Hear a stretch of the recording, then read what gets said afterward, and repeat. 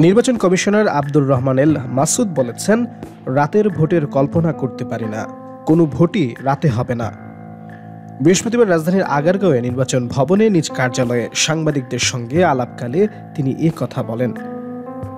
EC Abdur Rahman এল মাসুদ বলেন, দলগুলো ঐক্যমতে পৌঁছলে সংস্কার প্রতিবেদন বিশ্লেষণ করবে কমিশন, সংবিধানও সংশোধন হবে, সবকিছু যখন একটা শেপের মধ্যে আসবে তখন কাজ করব। সংস্কার করতে গেলে বিধিবিধান, আইন কানুন বিভিন্ন জায়গায় হাত দিতে হয়। সংস্কার কমিশন যে প্রস্তাব দিয়েছে তা দ্রুত বাস্তবায়ন হলে সুষ্ঠু ভোট করতে আরও এক ধাপ এগিয়ে যাবে নির্বাচন কমিশন। তিনি বলেন, রাজনৈতিক দলগুলো যত দ্রুত ঐক্যমত্যে আসবে তত দ্রুত কাজ করা সহজ হবে। জনগণের ভোটাধিকার ফিরিয়ে দেওয়া ও সুষ্ঠু নির্বাচন কমিশনের কাছে আমানত। রাতের ভোটের কল্পনা করতে পারি না।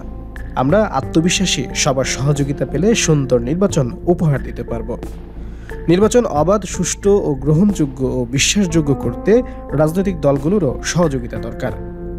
গতানুগতিক পদ্ধতিতে কাজ করার কোনো সুযোগ নেই জানিয়ে ইসি মাসুদ বলেন, সুষ্ঠু, স্বচ্ছ ও নিরপেক্ষ নির্বাচন উপহার দিতে ইসি প্রতিশ্রুতিবদ্ধ।